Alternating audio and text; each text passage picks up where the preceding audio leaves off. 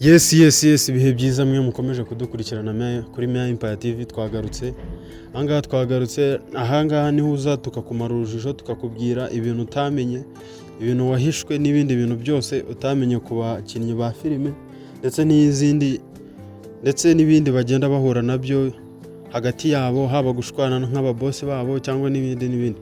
Rero aka kanya tugarutse ku kibazo kivuga ngo ni ukubera iki Nsabe atagikina muri Kiramani. Icyo kibazo abantu benshi bakomeza kukibaza, impamvu ni iyihe, byagenze bite, kubera iki? Ikintu cyabiteye rero nta kindi, umuntu bita Nsabi yashwanye n'umuntu bita Kiramani bapfa umushahara. Umuntu bita Nsabi ngo yashatse kongeza umushahara, Kiramani amwereka dashboard ya YouTube, aramubwira se kubona iyi ari dashboard ukabibona amafaranga ninjiza njyewe ninyaguhemba nzungukira ye. Nsabe buri cyo gusubiza aravuga ati ibyo ntago bindeba, njyewe ugomba kujya umpemba amafaranga yanjye cyangwa se wabyanga nkabireka.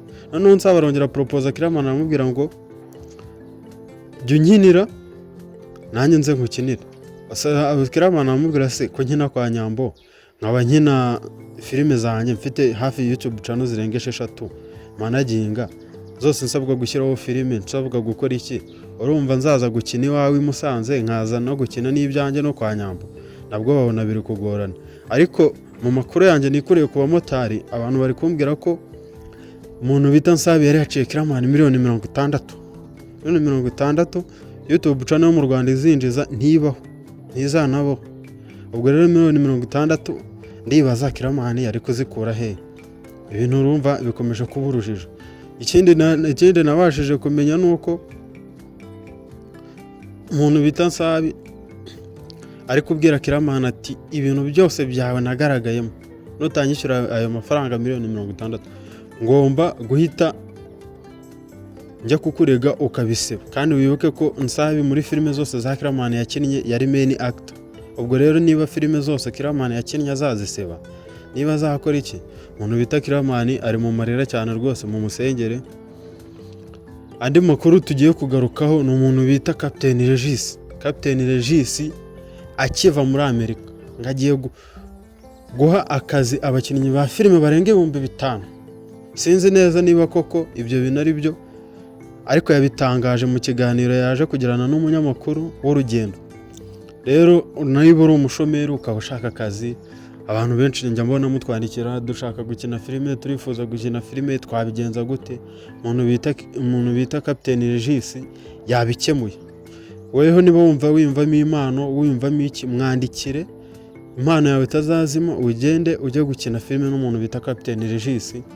Arimo arashaka abakozi, ayo ni amakuru nta handi wayakura usibye hano ndikubwino kwa nyirayo. Sasa umuntu bita Captain Regis nkuko nari nkibabwira, arimo arashaka abakozi bakina filime, arimo arakorera recruitment ku bandi bakozi. Niba rero ufite impano nta kabuza nawe wagenda. Kintu numvise avugaho ese koko azongereza n'abandi bakinnyi ba filime b'abakobwa nkuko yazamuye Miki, akaba yarazamuye uriya usigaye ukundana na Nizo Queen. Ese koko bazongera badukine prank nabwo bongere bakine bakora ibyo bintu? Tubihanze amaso tuzi koko niba ari ibyo, ariko nawe yavugaga ko agiye kuzamura izindi mpano nshyashya. Umuntu bita Captain Regis ibyo binabizwiho, hari ingero zifatika, si ibintu ahimba. Vuba aha rwose nawe ushobora kwisanga, wowe uri kutureba udukurikiranye, ushobora kwisanga nawe ari weho uri kuzamuka mu mpano uzamuwe na Captain Regis. Icyo usabwa rero nta kindi, jya kuri Instagram ye, ugiye kuri TikTok ye cyangwa kuri YouTube ye, umwandikire umubwira ati mfite impano nshaka gukina, bari gukora casting, nawe wagenda ukaba wakina filime. Yabona afite impano nawe ukaryoherwa no kuba wakina filime, bikaba byanagutunga nk'abo bitunze nk'abo tujya tubona. Indi nkuru sasa yari tuzanye ni inkuru ya nyuma tugarukaho. Umuntu kuri filime bita Cyusa, umuntu bita Cyusa rwose akomeje kudutenguha bikomeye cyane. Bahambira ahubwo merukane nababwiye ati ko wa mbere filime zasohoka, ariko Cyusa nkuko twari twabivuganye ntiyabikora, aradutenguha. Gusa ntago twamenye ngo bimeze bite, byagenze bite. Ngarutse aho ngaho ndi kubabwira ngo iki cyumweru Cyusa Films nimutayibona amahirwe menshi mumenye ko iyo filime iri hafi itazongera kugaruka. Ati gute? Umuntu bita Cyusa nyuma yo kugira ibyago abanza guhita yongera akagaruka agakora nyine recover akagaruka kaza ameze neza ari freshinze nyuma yo kubura umubyeyi we w'umumama. Banza byaramugoye kubyakira ku buryo ki yahita agaruka agahita yongera agakina amafilime. Byaramugoye pe, abantu namwe murabibona. Haciye gucaho iminsi hafi ibyumweru 2 nta na episode nta n'iki, kandi wibuke ko mu minsi yashize hari ibaruwa yari yageneye abafana ndumva haciyeho iminsi 5 avuga ko filime iraza kugaruka nyuma yo kugira ibyago, abantu bamufashe mu mugongo abashimira, avuga ko filime iri hafi kugaruka, ariko ntabyo twabonye. Abantu bakomeje kugenda bantera amabuye, Cyusa waratubeshye izaza ku wa mbere ntiyaje, ariko nanjye nayo makuru nari mfite. Sinzi rero uko cyabiteye kuba atarayisohoye, ariko iki cyumweru ndakeka nirangira itaragira abantu rwose mukure y'amaso, kuko Cyusa nawe akomeje kudutenguha bya hatari.